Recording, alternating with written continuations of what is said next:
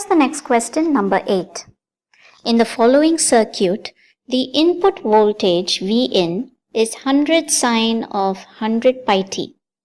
For 100 pi RC equals 50, the average voltage across R under steady state is nearest to, okay, so we have our 4 options, 100, 31.8, 200 and 63.6. Okay, so please observe the figure given to us. Now, when the two diodes are operating, they operate only in terms of half cycle, positive half cycle of the input voltage and negative half cycle. So here they take turns because of the positive half and the negative half. So if and when the positive half cycle is going on, let's call this as D1 and we'll call this D2. Similarly, we'll call the C1 and C2, though they might have the same values of capacitance. Just to indicate exactly what is operating during half cycle, I'm putting this as denoting them as D1, D2, C1 and C2. So let's analyze what happens during the positive half cycle. Now when the positive half cycle is going on, you will see that the positive side is here. So D1 is in the forward bias state. So D1 is forward bias, D2 would be reverse bias. So now the diagram becomes, I'll draw it here.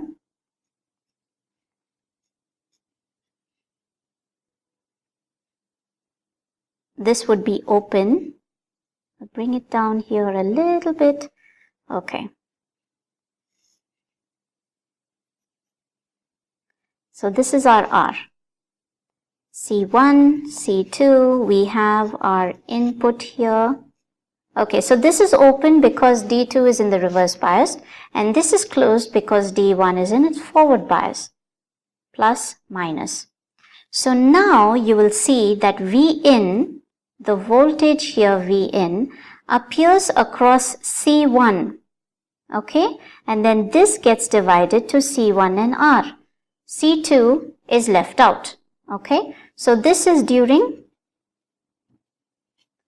positive half cycle. So during the positive half cycle now, V0 that is calculated across R is Vin times R divided by, now we have to take the resultant of these two. So we can write it in the form of R minus JXC, where XC is the reactance of the capacitor. Okay, capacitor C1. So this is for the positive half cycle where V0 is equal to Vin into R divided by R minus JXC. Now if you will notice this equation here, we have used voltage divider formula. V0 equals Vin into R divided by R minus JXC. Okay. Now the expression is 100 pi RC equals 50. So when 100 pi RC equals 50, let's find out what R is. R would be 50 divided by 100 pi C, right? Okay. So now notice what 1 divided by 100 pi C is. 100 is 2 into 50, right? Now 50 is the frequency. That indicates that 100 pi C is 2 pi FC. 2 pi FC. And what is 2 pi FC? 1 divided by 2 pi FC is XC. So here R equals 50 XC. I hope you understand how we have taken 100 pi RC equals 50 and written it as R is equal to 50 XC. Okay. Now let's substitute this into R over here. So we have our formula.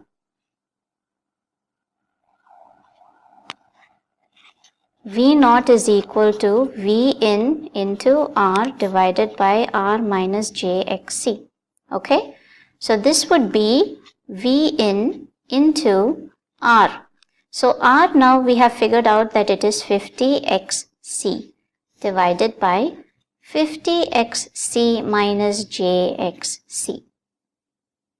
So we can now, let's substitute what Vn is. V naught is equal to 100 sine of 100 pi t into 50xc divided by 50xc minus jxc. Alright, so either way, what we see here is that the magnitude of the output voltage remains as 100. This is the peak value. Focus on the peak alone. Okay, so for the positive half cycle,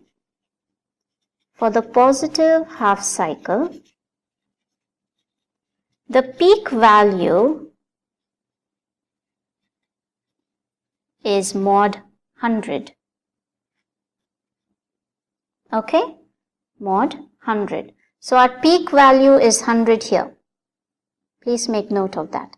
Now let's look at negative half cycle. If we look at the negative half cycle,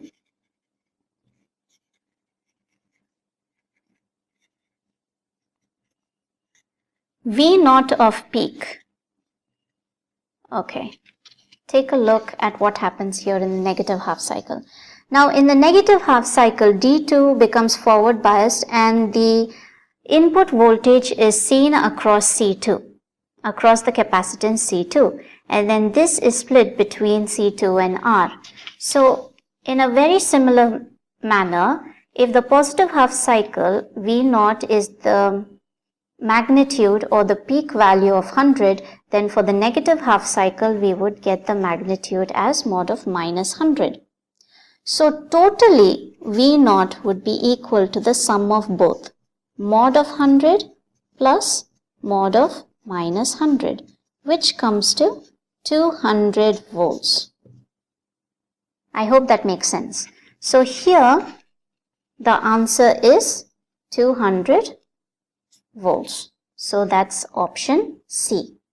The average voltage across R under steady state. So we calculate for the peak at positive half cycle, we calculate the peak at negative half cycle, and then the sum of both would give us the average voltage in steady state.